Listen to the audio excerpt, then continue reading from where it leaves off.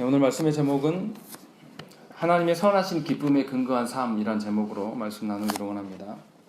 우리가 읽은 사도행전 13장의 말씀은 우리가 이제 잘 아실 것입니다.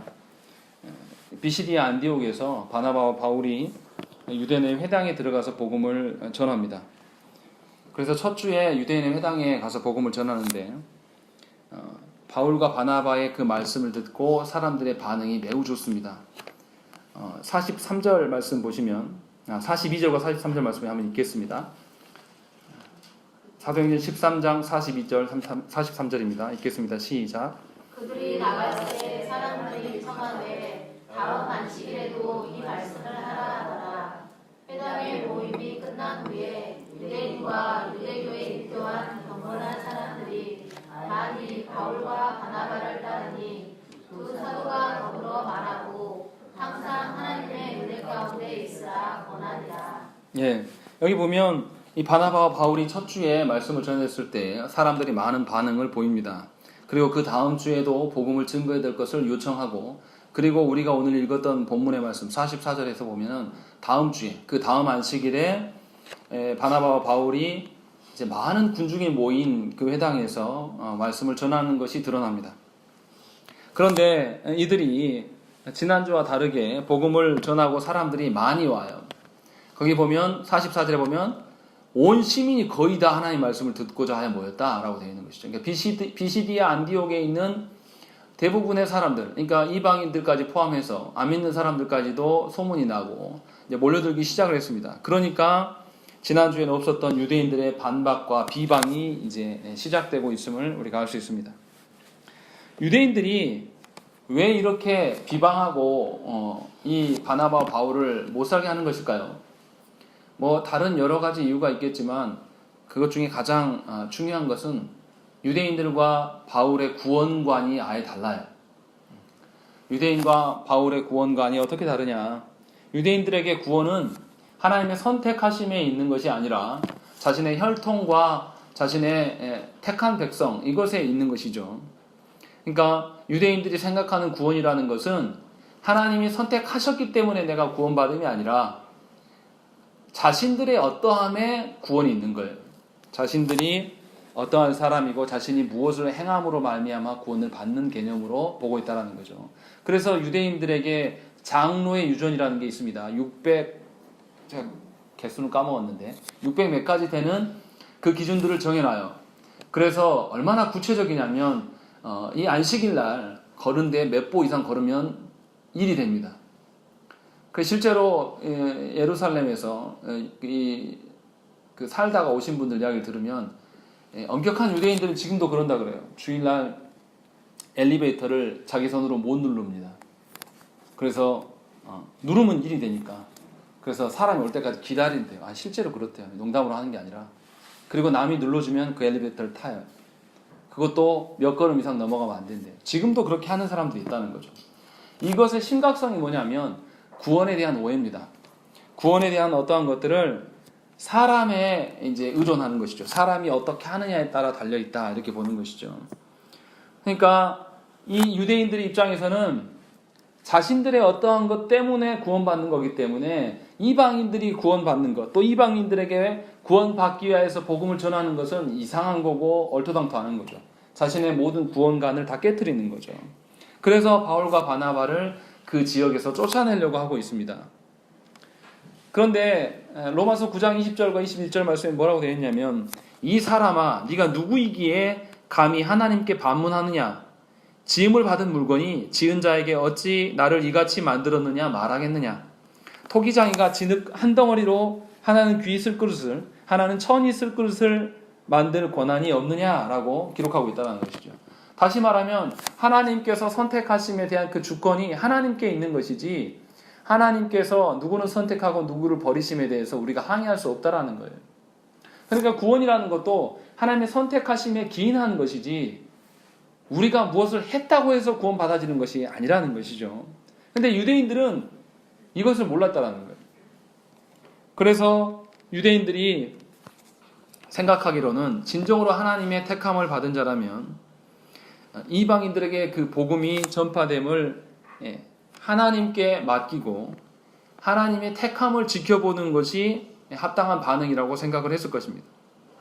그런데 이들이 그런 방식이 아니라 자신들의 어떠한 것으로 구원을 찾기 때문에 하나님의 선택하심에 대해서 왈가왈부하고 방해하면서 비방할 수가 있는 것이죠. 오직 자신들에게만 구원이 있기 때문에. 그러니까 이런 식으로 이야기하면 안 돼요. 우리가 하나님의 구원관을 바르게 한다면, 하나님의 선택하심에 의해서 우리가 구원을 받는 자라면 내 신앙생활에 방해하는 사람들한테 사탄이라고 하면 안 됩니다.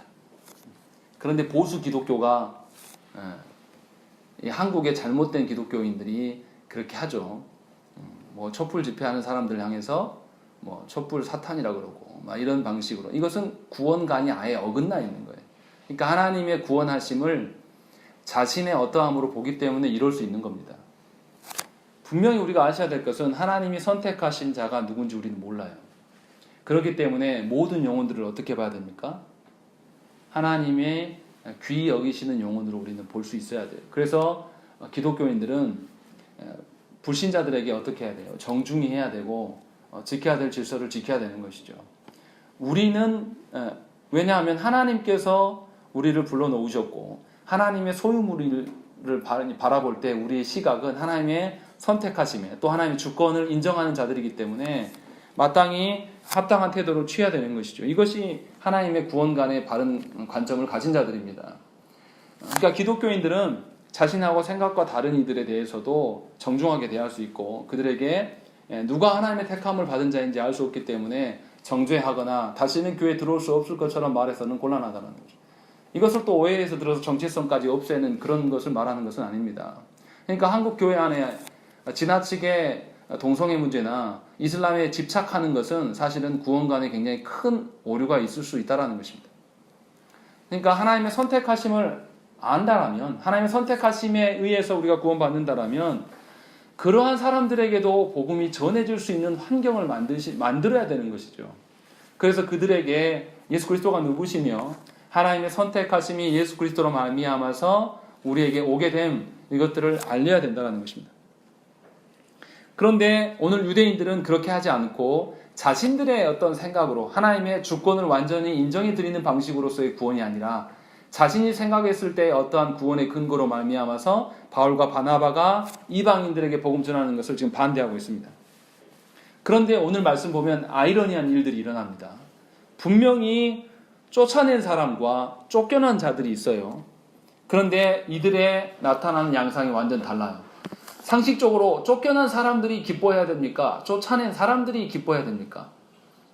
일반적으로 쫓아낸 사람들이 좋아하고 내 뜻대로 됐다 이렇게 하죠. 근데 오늘 말씀에 보면 쫓겨난 사람들이 더 좋아해요. 이상하죠? 쫓겨난 사람들이 누굽니까? 바울과 바나바와 또 누가 있습니까? 이방인들이 있어요. 48절 말씀 먼저 읽어보시죠. 48절 말씀 읽겠습니다. 시작. 이방인들이 듣고 기뻐하여 하나님의 말씀을 찬송하며 영생을 주시기로 작정된 자는 다 그러하라. 예. 그리고 52절 말씀 우리 함께 읽겠습니다. 시작. 제자들의 기쁨과 성령이 충만하니라. 예, 52절 말씀에도 제자들이 분명히 쫓겨났습니다. 그런데 이들이 기뻐하고 있고 이방인들도 이 바울과 바나바의 말씀을 듣고 기뻐하고 있다라는 것이죠.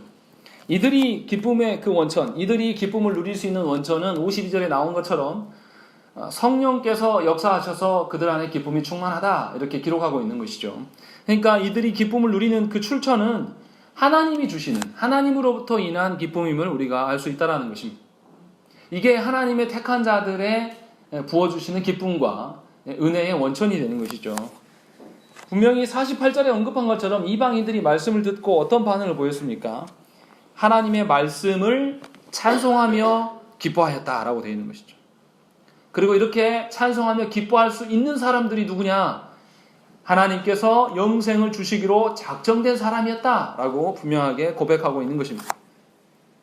그러니까 하나님께서 택하셨고 하나님께서 영생을 주시기로 작정한 사람들이 하나님의 주시는 기쁨에 동참할 수 있는 것이지, 유대인들처럼 자신들의 혈통의 어떠함과 자신들의 어떠함에 근거하여서 구원을 바라보는 사람들은 하나님의 복음의 말씀을 듣고도 전혀 하나님으로부터 주시는 구원을 누릴 수가 없게 되는 것이고 또 기쁨도 누릴 수가 없게 되는 것입니다. 그러나 하나님께서 주신 이 땅에서 원천하는 그런 기쁨이 아니라 하늘에서 온 기쁨으로 맛보고 살아가는 자는 이 땅에서 쫓겨남을 당해도 그들이 기뻐할 수 있어요. 하나님께서 주시는 기뻐함으로 살아갈 수가 있다는 것이죠. 그러니까 이방인들과 바울과 바나바가 서로를 잘 모를 겁니다. 그런데도 어떻게 하냐면 동일한 기쁨 가운데 누리면서 한 형제됨을 확인할 수가 있게 되는 것이죠. 그러니까 바른 구원관으로 세워지고 하나님께서 주시는 기쁨을 누리는 사람이라면 그리스도의 몸으로서 일체감을 반드시 누릴 수밖에 없는 거예요.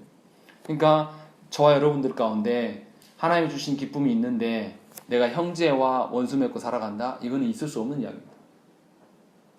하나님께서 주시는 기쁨 안에 있는데 우리가 하나됨, 교회 안에서 하나됨을 못 누린다? 이것도 이상한 거죠.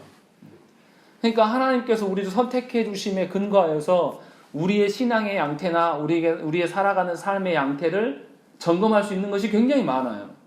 아주 단순하게 느껴질 수가 있지만 그렇지 않다라는 거죠. 하나님의 선택하심으로 말미암아서 하나님이 주시는 그 은혜, 세상이 줄 수 있는 그런 기준들이 아닌 하나님께서 부어주시는 그것으로 살아가기 때문에 세상 사람들이 일체됨과 다른 일체감을 교회는 누릴 수밖에 없는 것이고 교회 안에서 하나됨은 곧 하나님의 은혜와 함께 있어질 수밖에 없는 것이죠.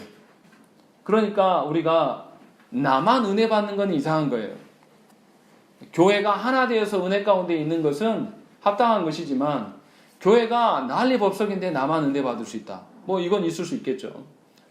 그러나 분명하게 건강한 교회됨을 위하여서 우리가 고려해야 된다는 것이죠. 이것에 대한 원천이 다 뭐냐면 하나님이 선택하셨기 때문에 어떻게 우리를 선택하셨냐면 하나님이 기쁘신 그 뜻에 의해서 우리를 선택하였기 때문에 우리가 마땅히 그러한 것들이 우리 안에 일어나야 된다는 것이죠. 그러니까 본문에서도 분명히 유대인이나 이방인이나 하나님께서 영생을 주시기로 작정한 자들은 모두 믿게 되었다라고 이야기를 하는 것이죠. 그러니까 하나님의 택하심은 하나님의 온전한 기쁨에 의한 것입니다. 에베소서 1장 5절에 그 말이 나옵니다. 그 기쁘신 뜻대로 우리를 예정하사 예수 그리스도로 말미암아 자기의 아들들이 되게 하셨으니 라고 되어 있습니다. 그러니까 하나님께서 누구를 구원하신다라는 것은 온전히 하나님께서 택하심에 의한 것이고 그 하나님의 온전히 택하심의 목적은 뭐이냐면 하나님의 기쁨 가운데 있다는 거죠. 하나님의 기뻐하심 가운데 있다는 거죠. 그러니까 우리가 전에 계속 이야기했던 알미니안들이 말하는 예지 능력에 의한 어떤 선택, 또 믿음에 이르는 순종을 보일 때 하나님이 선택해 주심, 뭐 이런 것이 아니라는 거예요. 예지 능력이라는 것 말씀드렸지만 어떻게 합니까? 하나님께서 누가 끝까지 하나님의 자녀가 될지 아닐지를 미리 아시고 그것을 맞춰서 선택하심이 이게 예지 능력에 의한 선택이라고 하죠. 근데 이거 아니라는 거예요. 하나님이 선택하시면 이 사람이 무슨 짓을 해도 하나님의 자녀되게 하나님은 하실 수 있는 능력을 가지신 분이에요. 억지로 굴종시켜서 하겠다는 게 아니라 하나님의 크고 높으심 앞에 인간은 아직 하나님을 몰라서 그렇지 하나님을 알게 되면 자발적으로 자신의 의지를 발현해서 하나님께 순종할 수밖에 없게 충분히 만드실 수 있는 하나님이시라는 거죠.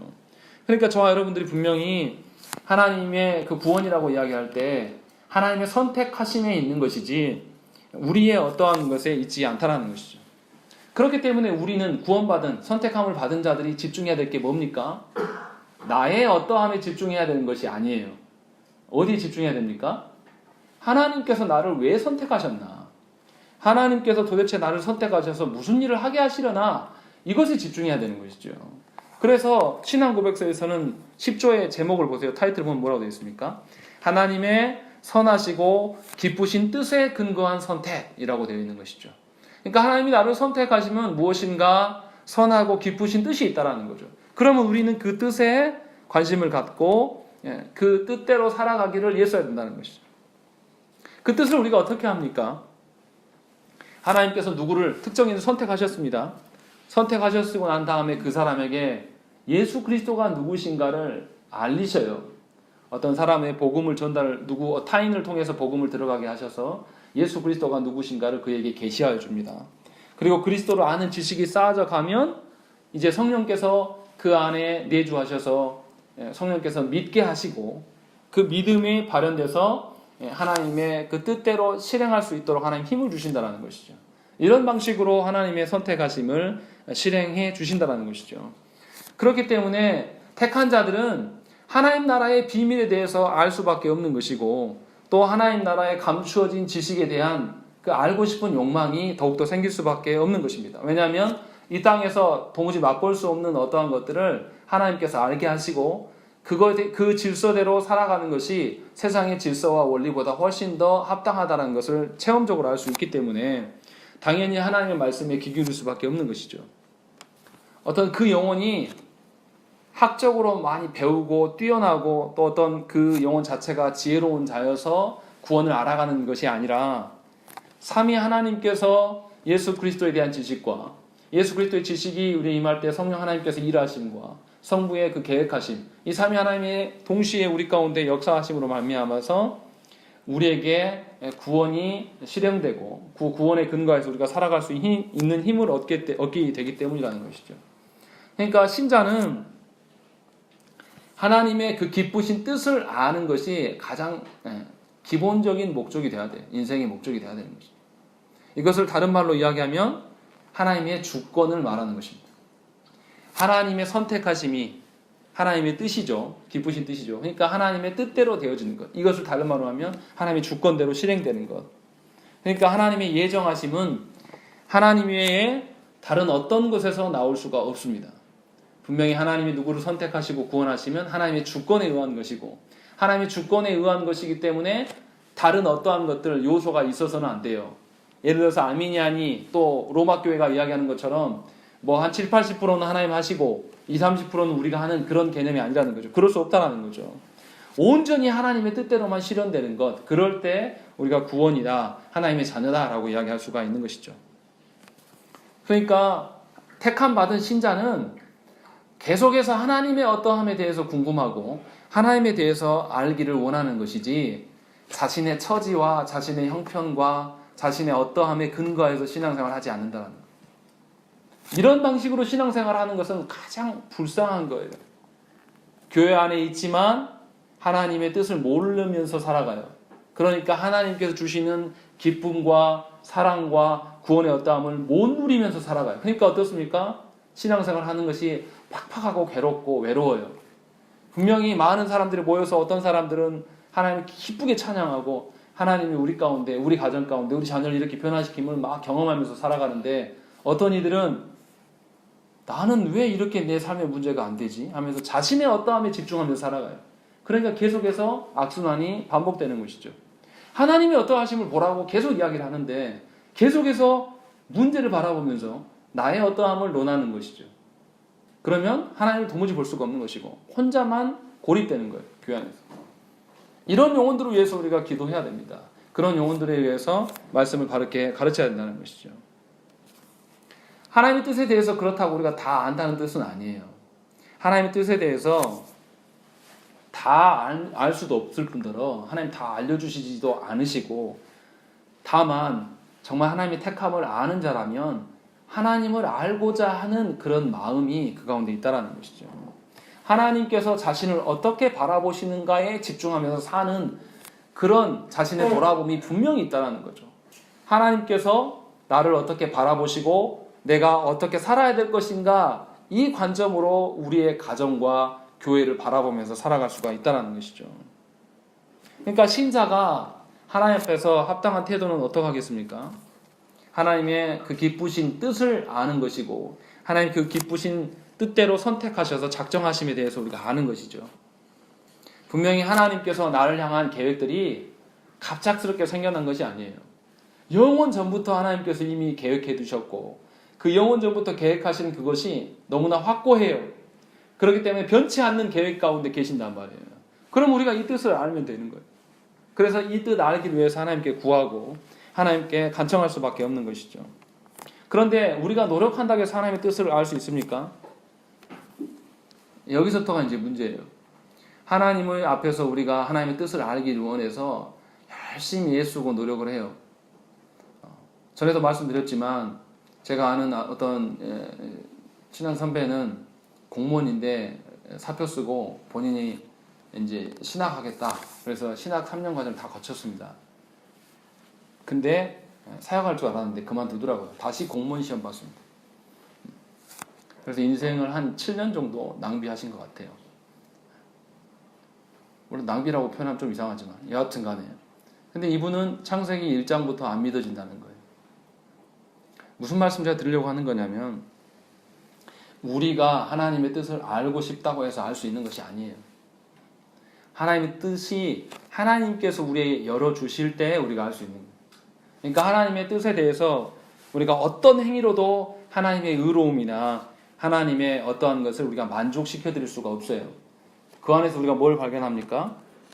내 안에 불의와 오류와 내 안에 무능을 이제 발견하게 되는 것이죠. 그래서 내 스스로 나를 구원할 수 없고 내 스스로 나를 어떻게 처리할 수 없다는 것을 깨닫게 됩니다. 그래서 우리 쉽지 않습니까? 여러분들의 마음, 여러분들의 마음입니까? 좀 제 질문 이상한가요? 여러분들의 마음이 여러분들의 마음대로 됩니까? 안 되잖아요. 아까도 점심시간에 윤정이한테 이야기했는데 윤정이가 뭐 스트레스 뭐 이야기 하는데 그냥 윤정이는 좀 지나면 다 풀린대요. 그러니까 집사님이 그거 진짜 하나님의 은혜다. 그거 쉽지 않다. 라고 말씀하셨잖아요. 무슨 말이냐면 내 마음인 것 같은데 내 마음이 아니에요. 못 지킨다니까요. 재밌는 게 뭔지 아십니까? 내 자식에게 내 마음을 들켜요. 이거 이상하지 않습니까? 다 내 건데 내 자식에게 내 마음을 들켜요. 그리고 내 마음을 어떻게 할 수 없어서 내 자식에게 누가 피해를 주죠? 내 마음을 어찌하지 못해서 피해를 줍니다. 이게 사람이에요. 오류투성이에요. 다 내 거라고 이야기하는데 하나도 내 게 아니에요. 내 자식도 내 것이 아니고 내 마음도 내 것이 아니고 이것이 인생이고 우리의 사람의 본질입니다. 그렇기 때문에 저와 여러분들이 우리의 무능과 우리의 그 불의와 우리의 오류가 가득한 것을 내 안에서 발견하게 되는 것이고 하나님께 찾고 구할 수밖에 없는 것이죠. 세상 사람들이 말하는 기준대로 세상 사람들이 어느 정도의 어떤 뭐 지적이나 어떠함이 없어서 우리가 하나님 찾는 게 아니에요. 이것이 있고 충만해도 이것으로는 도저히 하나님의 어떠함을 찾을 수가 없는 길이에요. 우리의 어떠함을 해결할 수가 없어요. 그것을 아는 자가 하나님께 엎드리고 하나님께 은혜를 구할 수 있는 것이죠. 하나님께서 자신을 받아주심에 대해서 무한히 감사할 수밖에 없는 것이죠. 그러니까 하나님 앞에서 자신의 죄인됨을 아는 자에 드러나는 그 양태는 뭐냐면 무한한 겸손함입니다. 하나님 앞에 겸손의 태도가 분명히 드러나는 것이죠. 자신이 아무런 가치 없는 존재이고 자신이 하나님만 바라보고 그리스도께 의존할 수밖에 없다는 것을 고백하게 돼요. 이것이 하나님 말씀하시는 겸손입니다.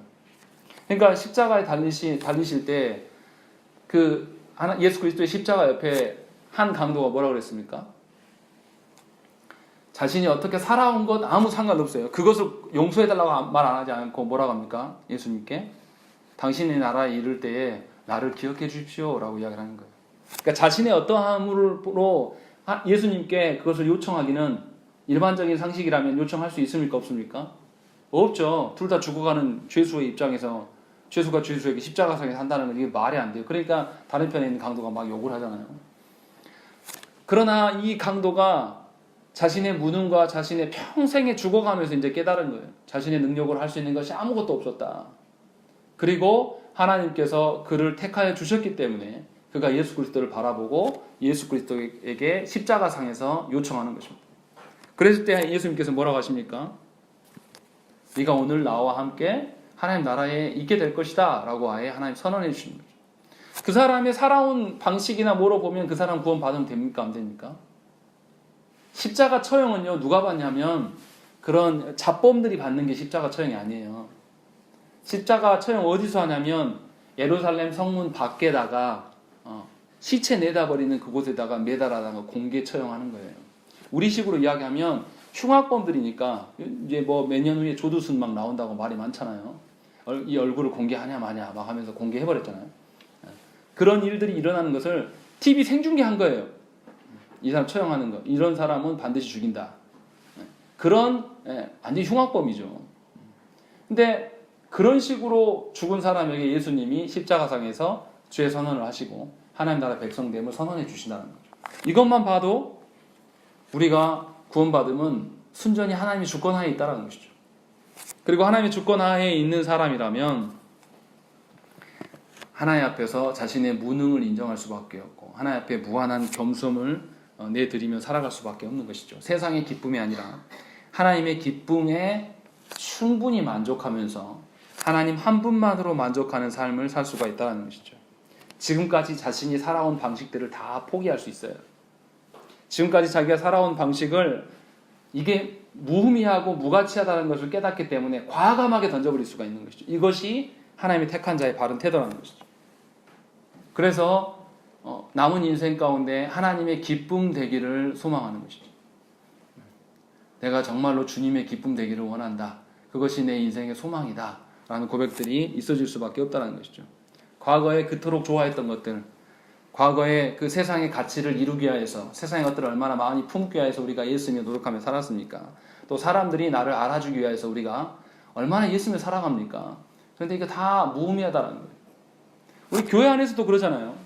교회 안에서 사람들이 나를 어떻게 볼까를 염려하는 것이지 하나님이 나를 어떻게 보실까? 하나님 앞에서 내가 어떻게 비춰질까를 염려하고 고민하는 사람들이 많습니까? 안타깝게도 이게 너무 적어요. 그래서 문제입니다. 다시 말하면 우리의 구원관이 전부 다 뒤틀려 있는 것이죠. 이것을 바꾸셔야 됩니다. 그리고 이것을 놓고 하나님께 구하셔야 돼요. 분명히 하나님의 택함을 알고 하나님의 택함으로 인하여서 우리에게 주시는 기쁨과 사랑을 아는 자라면 세상으로부터 벗어나기를 그리스도께 구할 수밖에 없어요. 세상의 방식에서 세상의 방식 잘 버려집니까? 여러분들이 애쓰고 노력하고 투자하고 공들였던 것들 하나님이 달라고 하실 때 여러분들 쉽게 내드릴 수 있습니까? 왜 못 내드립니까? 하나님을 안 믿으니까 못 내드리는 것이고 유일한 구원의 방식에 하나님의 선택하심이 있다는 것을 안 믿기 때문에 못 내드리는 거예요. 계속해서 끝까지 부여잡고 그래도를 이야기하는 거죠. 근데 오히려 우리는 반대로 이야기해야 돼요. 하나님이 그리 아니하실지라도 이렇게 하나님께 고백해야 되는 것이죠. 이것이 신자의 합당한 태도예요. 그렇지 않기 때문에 우리가 하나님과 상관없는 삶을 살면서 더더욱 고통스러운 삶을 살아간다는 것이죠. 제가 아무리 여기에서 말씀드린다고 해도 그것이 제 말씀으로 바뀔 수는 없다는 것을 제가 잘 압니다. 그래서 하나님께 구하셔야 됩니다. 여러분의 능력으로 못해요. 여러분의 삶을 바꾸고 싶으시면 하나님께 구하셔야 돼요. 여러분들 자녀 영혼이요. 여러분들이 하면 할수록 여러분들의 안 좋은, 여러분들의 닮지 않았으면 하는 부분만 쏙 빼닮게 될 거예요. 그래서 하나님께 구하시고 자녀에게 하나님의 말씀만을 주시라는 거예요. 다른 거 주려 하지 마시고 여러분들이 먼저 하나님의 말씀을 먹고 하나님이 주신 기쁨과 사랑을 누리면서 거기에 충만해져서 이제 차고 넘칠 때 내가 주고 싶지 않아도 내 안에 주시는 하나님의 기쁨과 사랑이 차고 넘칠 때 드디어 세상과 분리되고 세상과 구별된 내가 하나님 앞에서 거룩하게 살아가는 것을 자녀가 보게 되는 것이죠. 그래서 참 신자가 하나님 앞에서 선택받은 자의 정당한 삶의 모습이 무엇인지를 자녀가 보게 되는 것. 이것이 자녀 교육의 방식입니다. 말로 하는 것도 아니고 여러분들의 열심과 여러분들의 욕심으로 하는 것도 절대 아니라는 것이죠. 요한복음 15장 16절에 뭐라고 되어 있냐면 너희가 나를 택한 것이 아니요 내가 너희를 택하여 세웠나니 이는 너희로 가서 열매를 맺게 하고 또 너희 열매가 항상 있게 하여 내 이름으로 아버지께 무엇을 구하든지 다 받게 하려 함이라 라고 되어 있습니다. 여기서 아버지께 무엇을 구하든지 다 받게 하려라 이것만 보시면 안 돼요.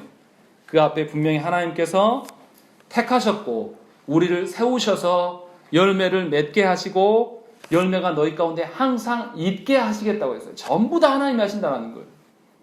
우리가 하는 게 아니에요. 그런데 우리 보고 싶은 것만 보니까 뭐라고 그러냐면 아버지께 무엇을 구하든지 다 받게 하신다. 이 부분만 딱 따서 보려고 하는 거죠. 그러나 전제가 무엇인지를 보라는 것이죠. 분명히 오늘 본문에서 유대인들이 바울의 복음 전하는 것을 거부했습니다.